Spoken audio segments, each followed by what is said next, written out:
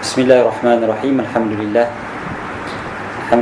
Rabbil alamin, bihi nasta'in, wassalatu wassalamu ala sayyidina wa habibina wa syafi'ina wa zukhrina maulana Muhammadin al-amin wa ala alihi wa ashabihi wa azwajihi wa dhurriyyatihi wa man sara ala nahjihi ila yaumil la rayba fih. Subhanaka la ilma lana illa ma 'allamtana innaka antal alimul hakim. Allahumma rzuqna sidqa fil qawl wal ikhlasa fil amal wa ba'd.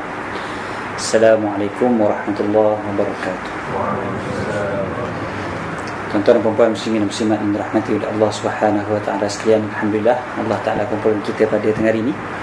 Dan kita berada tengah hari ini pada tengah hari yang pertama dah tuan-tuan bekerja pada bulan Ramadan tahun ni kot. Semalam cuti. Ke ada yang kerja juga semalam? Tak ada. Alhamdulillah hari pertama bekerja. Dan hari ni hari Isnin, dan bila hari Isnin ni biasanya ada Monday blues orang kata kan? Monday morning blues, Monday blues memang ada lah pada hari Isnin biasanya. Tambah pula kali pertama pula tu, ataupun Isnin pertama dalam bulan Ramadan. Semalam kita berpuasa dan hari ni bekerja.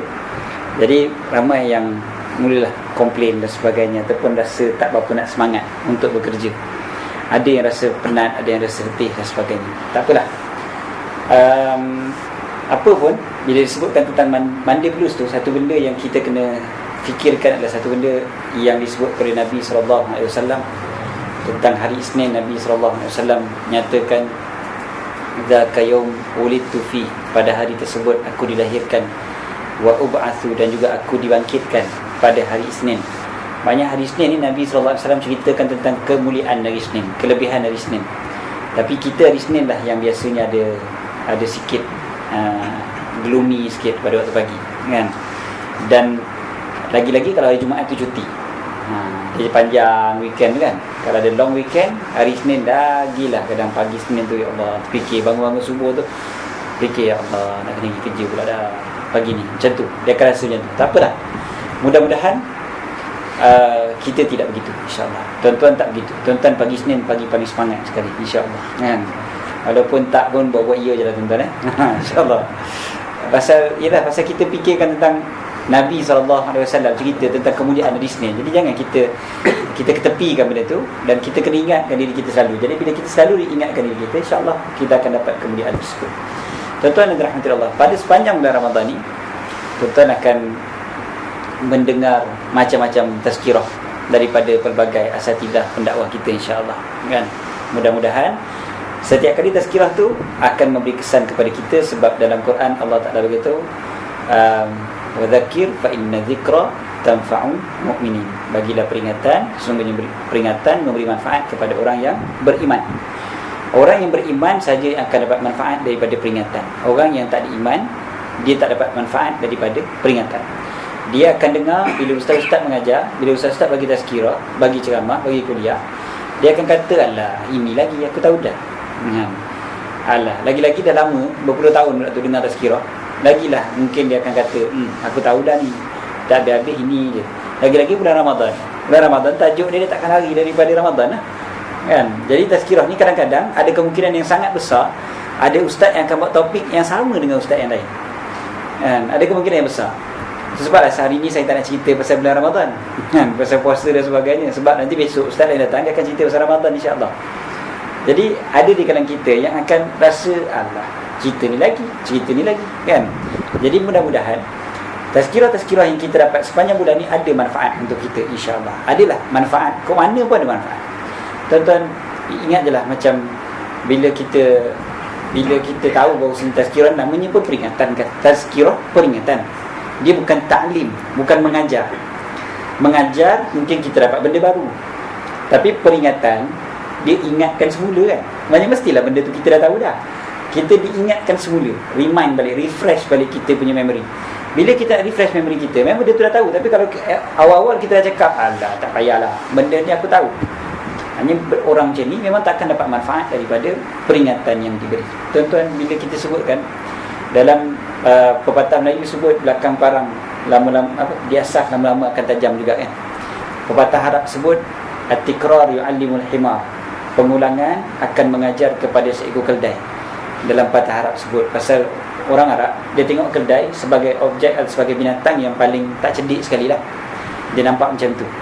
Memang nampak keldai tu sendiri memang simbol kepada kebodohan. Simbol, walaupun tak bodoh dia, tapi simbol kepada kebodohan adalah keldai. Macam orang Melayu sebut bodoh macam lembu, orang Thailand sebut bodoh macam kerbau, orang Arab sebut bodoh macam keldai.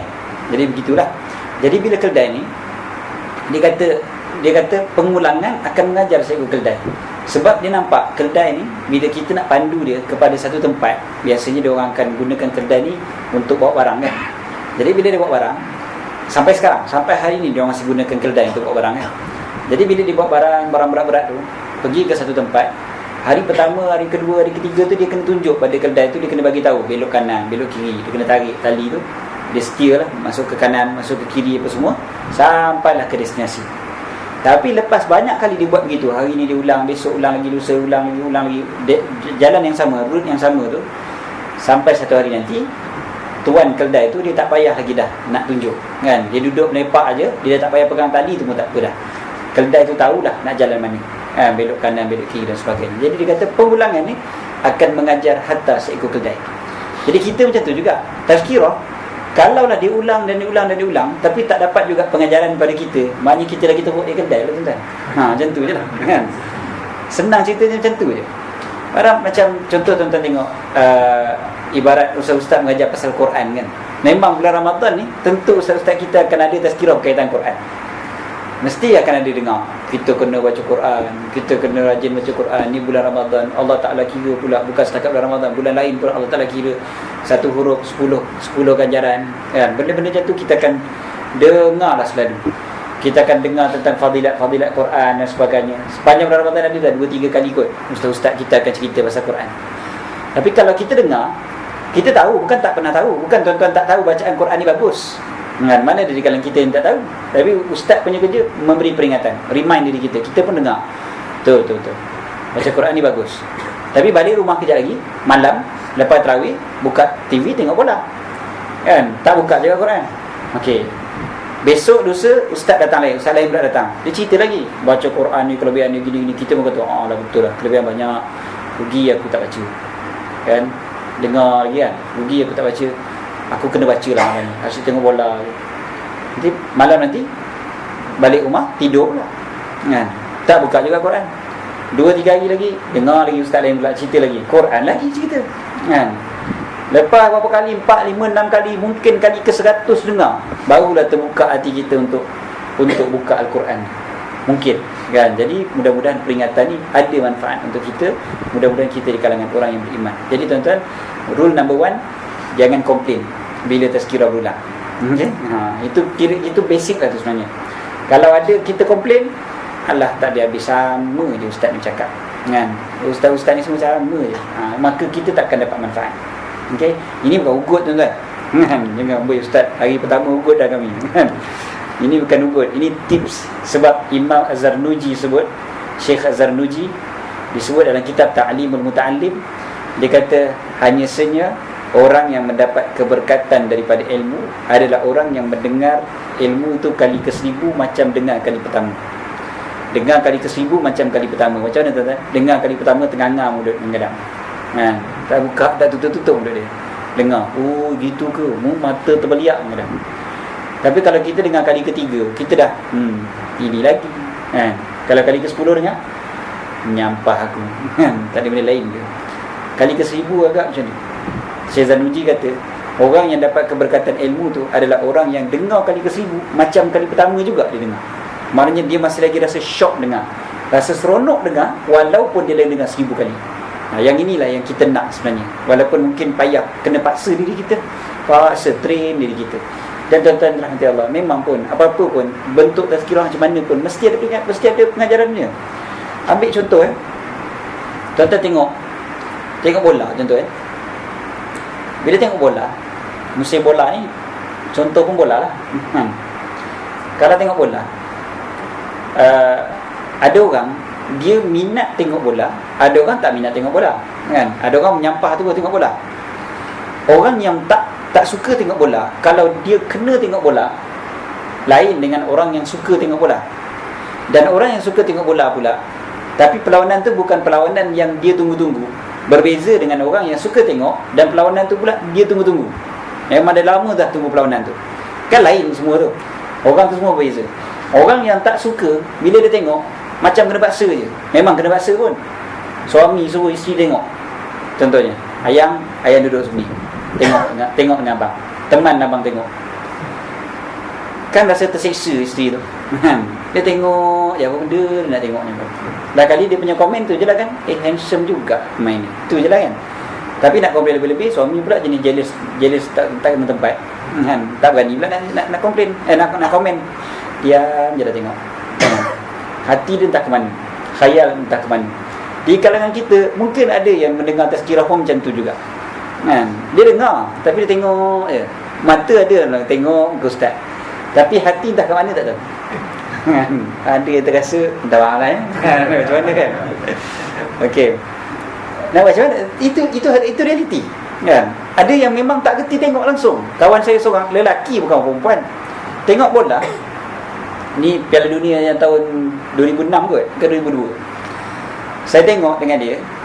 Kebetulan lah kami tengok ramai-ramai. Dia pun tak tahu nak buat apa, dia pun di belakang kami.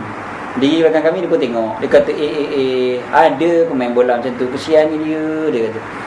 Saya kata yang mana satu? Kesian sangat tu. Dia kata itulah. Kenapa teruk sangat dia tu? Saya kata apa yang teruk? Itulah, rambut pun tak ada, kening pun tak ada. Tahu siapa?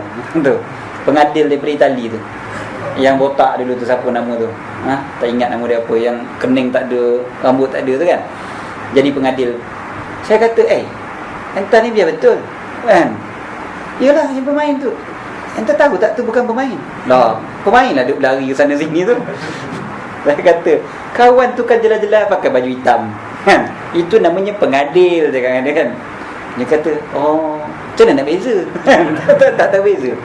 Pengadil dengan pemain tak kerti beza kan? Orang lelaki tu kan, orang perempuan memang jahil terus pasal bola kan? Memang tak tahu langsung.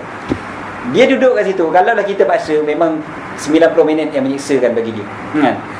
Beza juga dengan orang yang suka tengok bola, tapi dia tak tertunggu-tunggu. Dia tengok je lah. Bila dia duduk, tengok je lah. Suka tengok. Beza dengan yang paling last sekali tu, yang paling hebat sekali, orang yang memang tertunggu-tunggu perlawanan tu. Dia memang pasukan tu pula pasukan yang dia minat. Contohnya, dia sanggup tu, kalau lah baru lepas 5 minit perlawanan bermula, tiba-tiba rasa nak buai kecil, dia sanggup tunggu tu sampai minit ke 45 kan? Sampai minit ke 45, pengadil tiup je whistle untuk rehat, terus dia lari ke bilik air. Sebab apa dia sanggup tunggu? Sebab dia takut gol dia tak ada depan TV kan? Takut gol dia tak ada depan TV. Dia kata rugi aku, kau kejar aku pergi gol macam mana kan? Padahal tak ada kena-mengena pun dengan dia kan? Dia ada ke tak ada ke, gol tu tak berlaku. Tapi yalah, zaman sekarang ada astro, boleh pause sekejap kan? Kalau tak ada astro tak boleh. Sanggup tunggu tu 45 minit, sanggup tunggu semata-mata pasal benda tu. Sebab dia sangat-sangat seronok dengan perlawanan tu, sangat-sangat dia minat. Okey, tuan-tuan, antara tiga-tiga ni juga ada orang yang berbeza-beza bila tengok siaran ulang tayang kepada gol. Kan beza, tuan-tuan. Orang yang tengok dengan tak minat, dengan yang tak tahu langsung tengok ulangan bila gol dijaringkan. Kita tengok bila malam tadi siapa lawan Mexico lawan Belanda. Katalah waktu Mexico tu jaringkan gol kan? Bila dia jaringkan gol, orang yang tak minat tengok bola, sekali kan lepas jaringkan gol tu kan ada replay kan? Replay tu dia tengok, dia kata cepatnya gol lagi kan? Sebab dia tak tahu tengok bola kan? Lepas tu replay 3 kali, dia kata 3 kali gol kan? Amboi, laju betul pasukan ni, hebat betul pasukan ni, gol lagi kan? Sadarlah angle berbeza-beza kan? Itu orang tak kerti tengok bola. Orang yang tak minat pun dia akan kata tengok ulang berkali pun dia tak kisah kan? Tapi berbeza dengan orang yang betul-betul minat kan? Orang yang menyampah dia juga pasal dia penyokong Belanda contohnya. Bila Mexico score, dia tension lah, tak payah replay lah main cepat-cepat lah. Bila pasukan dia score, dia seronok pula tengok ulangan tu kan? Dia seronok tengok ulangan tu. Dia tengok ulangan tu, kenapa dia seronok? Satunya dia mengembalikan kegembiraan dia. Walaupun gol yang sama, tapi mengembalikan kegembiraan dia. Itu yang pertama. Yang keduanya, dia akan dapat dia akan dapat manfaat. Tetap perhatikan, orang tu dia tengok, mula-mula dia tengok, dia tahu gol je pasukan dia. Dia tak tahu siapa yang jaringkan gol. Tapi bila dia ulang tayang, maka dia nampak siapa yang menjaringkan gol tu. Dia kenal pemain tu. Ulang lagi sekali baru dia nampak siapa yang pas bola tu. Kan, kata oh ini passing ni pandai dia ni, passing daripada tengah. Dia tengok lagi ulang tayang, dia akan nampak pula kelemahan defender pasukan lawan tu. Kan, dia kata oh, pertahanan ni tak jaga betul ni, penyerang sepatutnya dia duduk kat tepi ni, kan, macam-macam lah. Kan, dia tengok lagi sekali, dia akan boleh salahkan goalkeeper pula. Kan, oh ni goalkeeper salah juga ni, dia punya posisi dia sepatutnya tak ke depan sangat tu, patutnya dia kat belakang lagi. Dia pandai, dia main tak kerti. Kan, tapi dia boleh. Tengoklah, ulanglah berapa kali, ada je manfaat untuk dia. Gol yang sama. Dan last kali ulang, dia akan kata, oh, yang betulnya bukan salah goalkeeper, bukan salah defender. Yang betulnya salah referee ni. Referee pula salah. Ini ada fault tadi ni, dia tak nampak. Contohnya. Dia memang gitu. Sebab orang yang pandai mengambil manfaat, walaupun diulang, benda yang sama, akan adalah dia punya manfaat. Tapi kalau orang yang tak reti nak ambil manfaat, ulanglah 10 kali, 20 kali, tak ada satu manfaat pun dia akan dapat. Walaupun benda yang sama, walaupun mata kita kuasanya sama, otak kita Allah Ta'ala bagi kemampuan yang sama, tapi berbeza-beza cara mengambil manfaat. Macam tu dah juga tazkirah yang kita akan dapat sepanjang bulan Ramadan.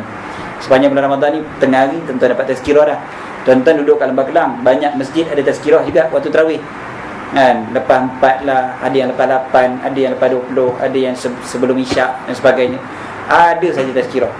Jadi dah lah tengah hari dapat tazkirah, malam dapat tazkirah lagi. Jadi mudah-mudahan kita akan dapat juga manfaat, insya-Allah. Dan kita sokong sebenarnya usaha sahabat-sahabat kita yang nak buat benda tu. Sebab walaupun benda tu kita dah tahu, saya sebut tadi, walaupun benda tu kita dah tahu, mudah-mudahan ada sikitlah manfaat. Walaupun 1% pun manfaat itu ada, yang kita akan kenang sampai bila-bila, insya-Allah. Tuan-tuan yang dirahmati oleh Allah SWT sekalian, saya sebenarnya nak sebut benda tu sebagai mukadimah je sebenarnya, tapi dah 1.40 pula.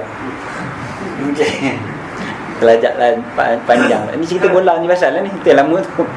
Okey tuan-tuan, yang saya nak sebutkan sesuatu benda lain sebenarnya berkaitan dengan kita bekerja pada bulan Ramadan ni. Sebab bila kita bekerja pada bulan Ramadan, penat dan sebagainya tu biasalah, letih. Saya baru hari Jumaat baru ni, waktu saya berkuliah dekat KLCC, kat tingkat 62 ke, bila saya berkuliah tu, ada seorang muslimat tanya saya, dia kata, Ustaz, apakah image yang perlu ada pada seorang Islam apabila masuk bulan Ramadan? Saya bila dengar je dia sebut kata image, saya terus teringat tentang image grooming lah, pasal pakaian lah, pasal cara pemilihan warna pakaian lah, pasal tudung lah, apalah, pasal muslimat lah tu yang tanya kan. Ingat kot image tu, maknanya dia nak tanya macam mana buat image kan. Memang saya pun memang ada training pasal image juga kan. Jadi ingat nak cerita pasal image. Rupanya maksud dia adalah macam mana yang patut kita portraykan depan non-Muslim bila kita masuk bulan Ramadan. Pasal dia kata biasanya masuk bulan Ramadan, orang akan gunakan alasan Ramadan ni sebagai alasan untuk dia tidak bekerja lebih daripada yang sepatutnya, ataupun bukan lebih daripada sepatutnya, memang dia nak kerja kurang dari sepatutnya. Alasan dia kukuh Ramadan kan. Bos-bos pun kata kesian puasa kan. Ke tuan-tuan tak ada macam tu? Tuan-tuan tak ada pun yang bos yang kata kesian puasa kan? Tak ada. Tak ada, bagus lah. Mereka kata zalim betul, kata sadis betul bos ni. Tak. Tanya fikir balik.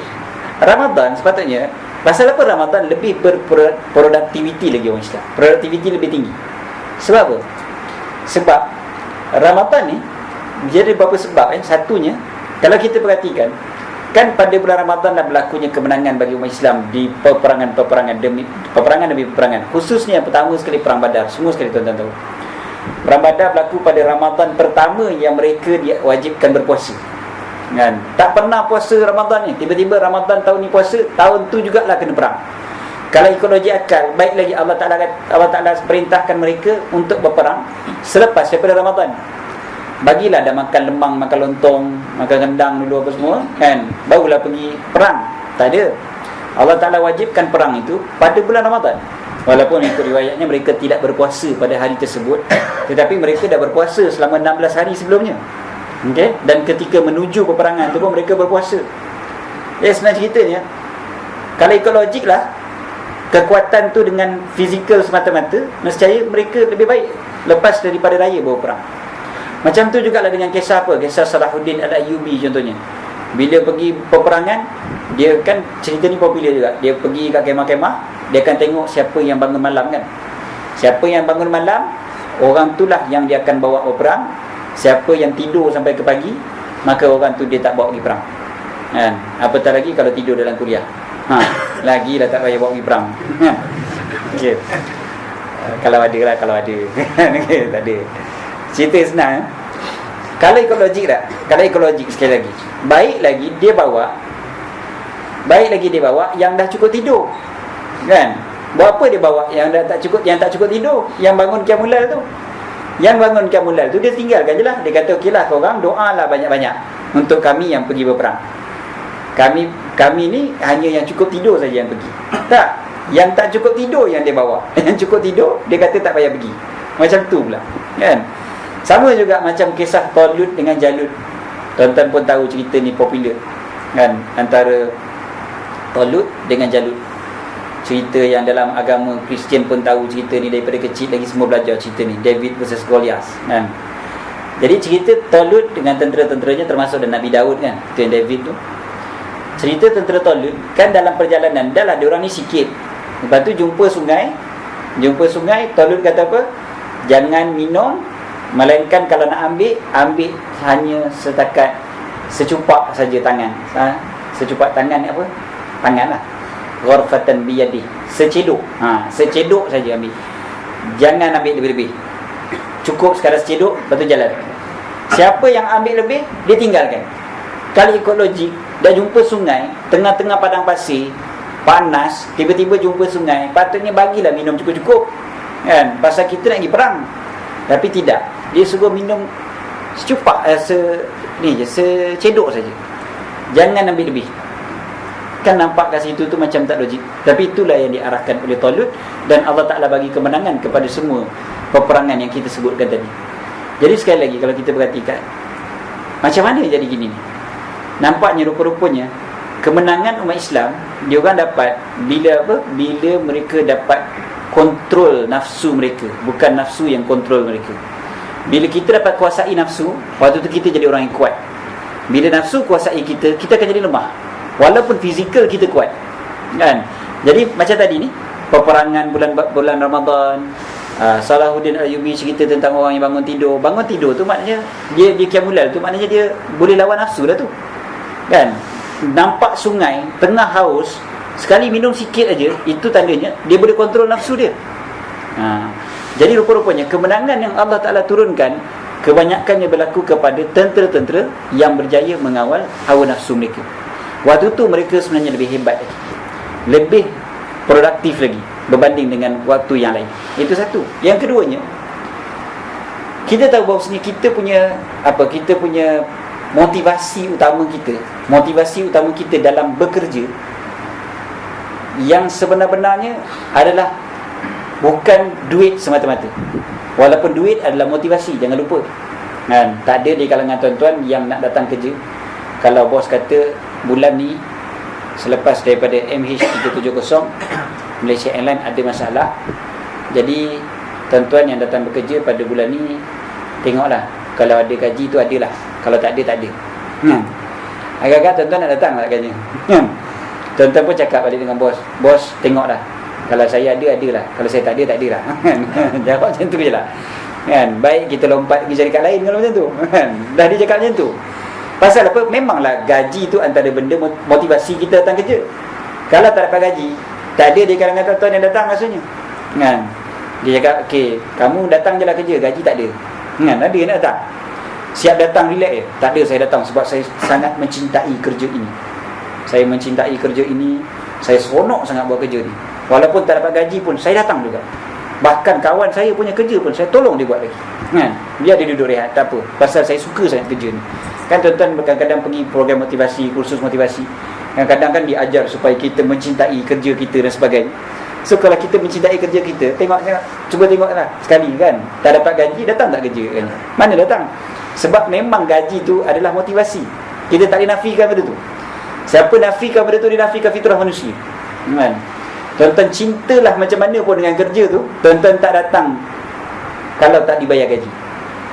So gaji tu memang motivasi. Tetapi tuan-tuan, gaji bukan motivasi yang kekal dan motivasi yang besar. Sebabnya apa? Sebab kalau kita fikir-fikir balik kan, memanglah dulu mula-mula kerja tuan-tuan, minggu pertama kerja, tuan-tuan lah orang paling semangat sekali. Betul tak? Kalau boleh tu sebelum Pak Gad datang, kita datang dulu dah. Punyalah cepat buat datang. Kerja tu memang sehabis tekun, kan? Kalau boleh tu berhenti coffee break tak mau ada, berhenti lunch hour ni memang dia betul-betul tepat pada masa, kan? Dia takkan tercepat, dia masuk pun dia takkan terlambat. Seminggu je lah tapi, kan? Lepas seminggu dia dah mula lalai dan sebagainya. Gaji mesti dapat lagi, tapi masih lalai. Kemudiannya makin tak bermotivasi apa dia tuan-tuan, bila tengok kawan-kawan gaji lagi cepat naik daripada kita. Kawan-kawan gajinya lebih naik, pangkatnya lebih cepat naik berbanding dengan kita, padahal kerja kita lagi cepat, lagi pandai daripada dia. Dia punya kerja, dia punya kelebihan apa dia? Dia pandai buat baik depan bos, contohnya. Maka dia lebih cepat naik pangkat berbanding dengan kita. Ni bukan tempat tuan-tuan lah, insyaAllah, tempat orang lain, kan? Tuan-tuan bos semua adil dah ke, insyaAllah. Jadi tuan-tuan, berapa ramai orang yang jadi lemah semangat bila tengok orang lain gaji lebih cepat naik, padahal dia dapat juga gaji, tapi orang lain lagi cepat naik, dia akan rasa stres. Lagi satu, bonus tuan-tuan. Bila orang lain dapat bonus lagi tinggi daripada kita, lagi stres. Tahu pula tu kawan tu pemalas, kan? Kita lagi rajin, kita punya bonus lagi rendah daripada dia, kan tension. Tu sebablah bonus kan benda rahsia. Dia mana boleh didedahkan kepada semua. Tuan-tuan, ada satu syarikat tuan-tuan, syarikat ni besar, syarikat besar kat Malaysia. Syarikat ni antara syarikat yang sangat besar. Saya mengajar kat tempat tu lama dah. Dia punya HR punya bos kena pecat baru ni sebab kecuaian. Tahu kecuaian dia apa tuan-tuan? Pada hari nak dapat bonus tu tuan-tuan, bukan pada hari lah, berapa hari sebelum nak dapat bonus ni, dia pun dah compile lah semua report apa semua tu.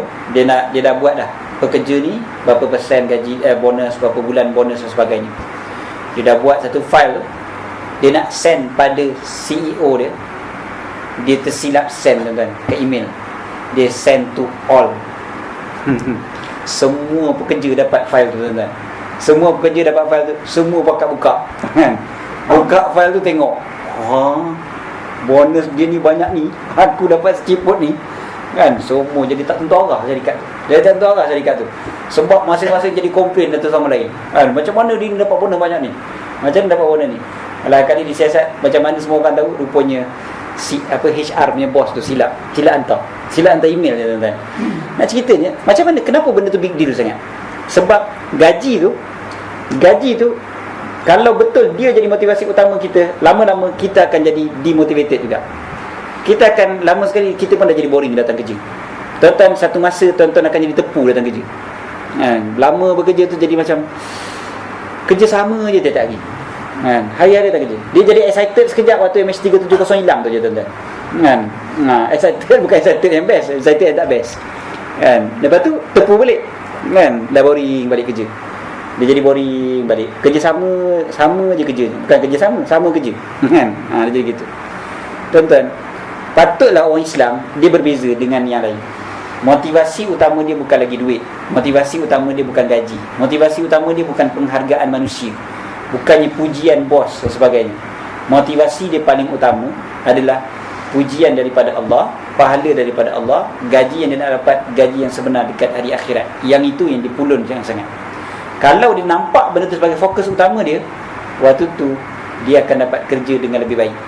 Tuan-tuan, kita kerja, kita tahu pada waktu pagi kita datang kerja, pahala kita dapat, walaupun gaji belum tentu dapat. Sebab mungkin kita mati sebelum sempat gaji sampai. Mungkin syarikat gulung tikar sebelum kita dapat gaji. Jadi kita yang pasti dapat apa? Pahala daripada Allah SWT. Ada orang kata, bila saya sebut pada waktu pagi kita kena ingat mati. Ingat mati. Ada orang kata, ustaz, kalau ingat mati, orang semua tak pergi kerja lah ustaz. Semua pakat pergi masjid semayang banyak-banyak. Saya kata tak. Sebab apa? Sebab orang Islam, dia pergi kerja tu, dia tahu kerja dia tu menyebabkan dia dapat pahala. Buat apa yang dia nak lari daripada kerja? Lagi dia pergi kerja lagi sepatutnya, sebab dia tahu kerja ni datangkan pahala. Tuan-tuan bayangkan pula bulan Ramadan. Bulan Ramadan benda wajib tuan-tuan buat kali berapa? Kali 80. Kan? Ada yang kata 70, yang kata 80. Riwayat berbeza. Tuan-tuan, gaji kita punya gaji belum tentu. Pahala kita bulan Ramadan bila kita buat wajib berpuluh-puluh kali ganda dapat apa gandaan dia, pahala dia. Tuan-tuan bayangkan. Tuan-tuan kerja ni wajib ke tidak? Ke sunat?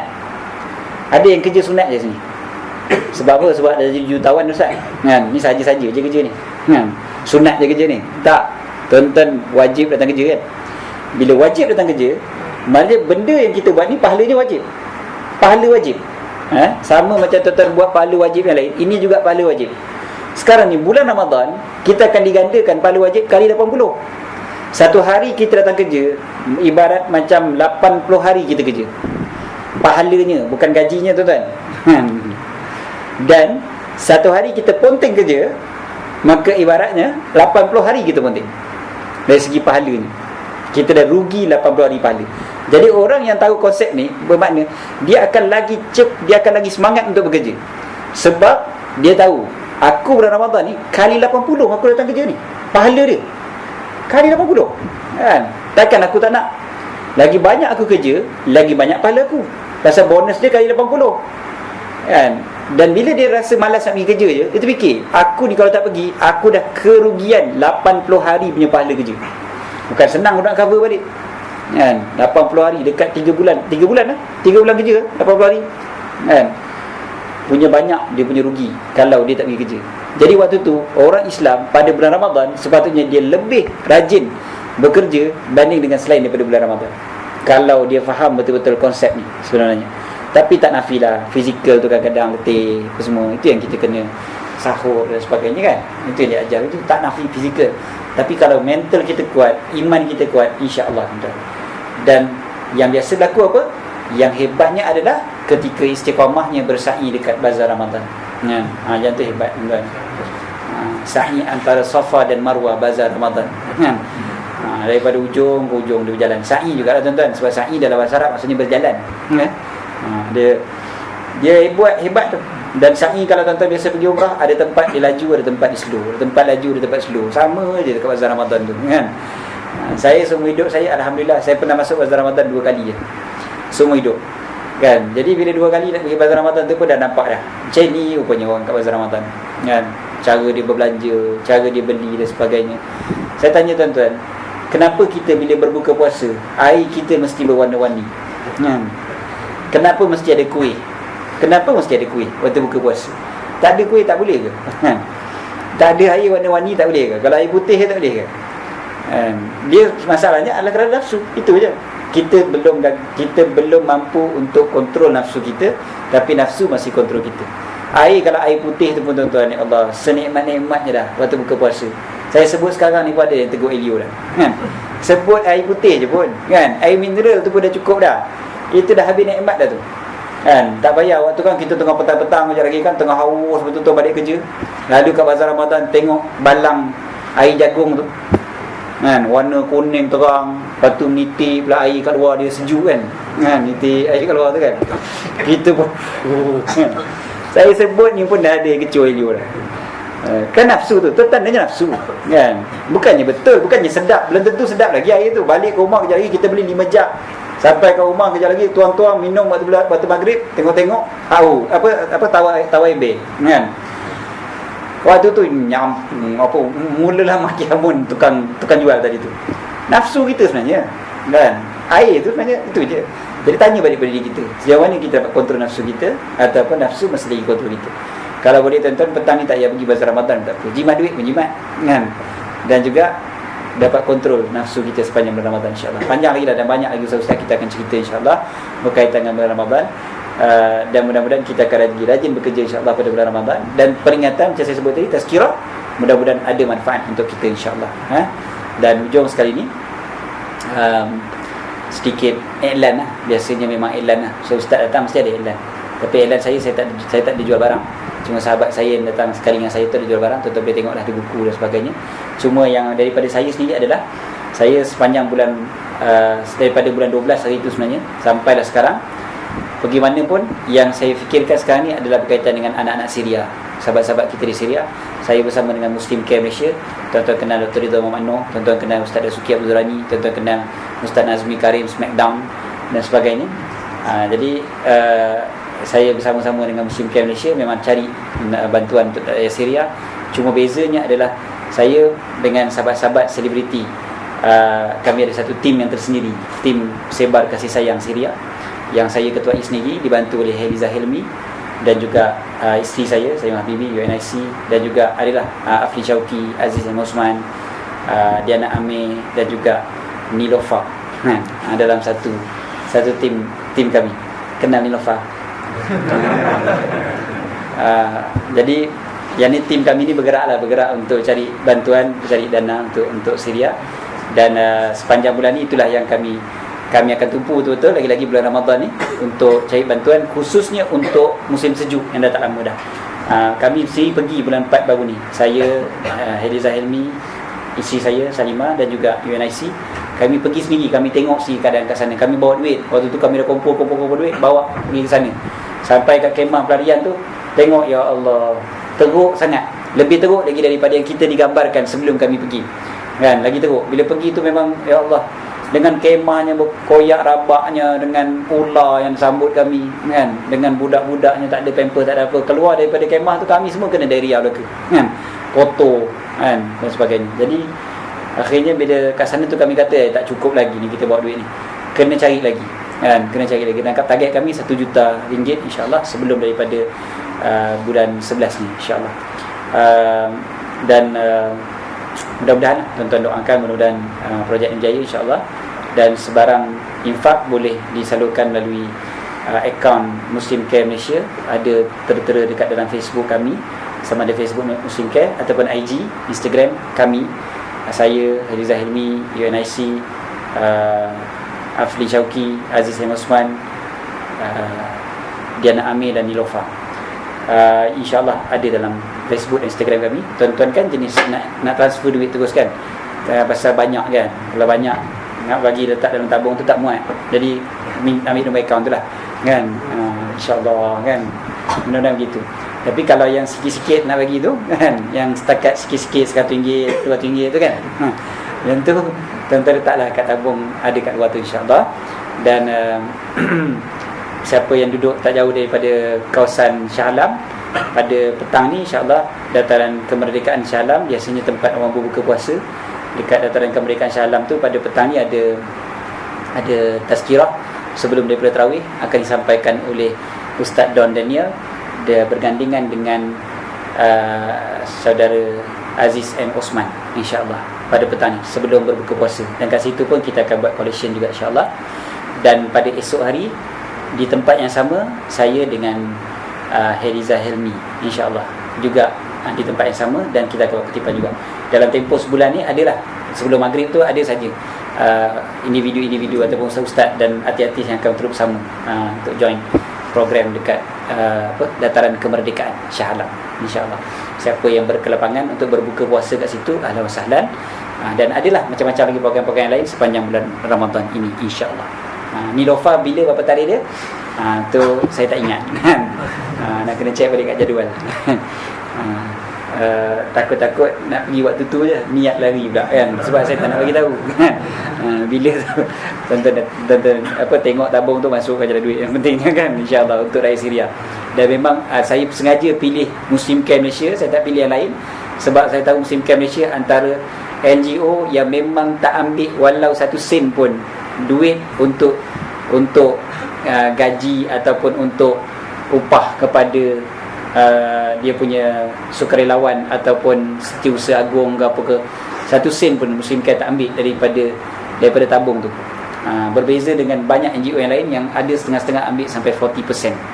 Jadi saya tak nak sebutlah, saya tak suka nak buruk-burukkan. Cuma kenapa saya pilih Muslim Care itu je, saya sebutnya adalah kerana tak ambil walau 1 sen daripada sumbangan. Maknanya sumbangan tu memang 100% untuk Syria. Dia macam tu. Kalau Palestin 100% untuk Palestin. Dia begitu. Itu sebab yang saya pilih Muslim Care Malaysia untuk jadi vehicle untuk bantu rakyat Syria tu, insya-Allah. Tuan-tuan yang dirahmati Allah, cukup setakat tu. Mudah-mudahan Ramadan kali ini Ramadan yang terbaik untuk kita, dan mudah-mudahan kita betul-betul berubah menjadi lebih baik pada bulan Ramadan. Dan Ramadan ini bukan hanya sekadar mengubah jadual hidup kita daripada bulan-bulan yang sebelumnya, tetapi dia dapat merubah dan mengubat hati kita supaya jadi lebih baik walaupun selepas Ramadan pergi nanti. Dan mudah-mudahan kita dapat segala kebaikan yang Allah Ta'ala kurniakan pada bulan Ramadan, dan kita keluar daripada bulan Ramadan dapat trofi taqwa yang Allah Ta'ala janjikan. Dan mudah-mudahan kita dapat menyambut Ramadan ini seperti mana Rasulullah SAW dan para sahabat menyambut bulan Ramadan. Aku qauli hadza wa astaghfirullahal azim li wa lakum. Bismillahirrahmanirrahim. Rabbana anfa'na bima 'allamtana, rabbi 'allimna alladhi yanfa'una, rabbi faqihna faqih ahlana wa qarabatin lana fi dinina ma'al kutri unsa wa dzakar, rabbi waffiqna wa waffiqhum lima tartadi wa fi'al karama warzuqna kulla halalan da'ima wa akhilna atqiya 'ulama nadhar khairan fa kull shar, rabbana aslih lana kull shay'in wa qirbi ridha minka ayun wa qli 'anna rabbana kull duyun qabla an ta'tiyana sulaiman waghfir wastur anta akram man satar. Sallallahu alaihi wasallam Muhammad wa ala alihi wa sahbihi wa baraka wasallam. Alhamdulillah rabbil alamin.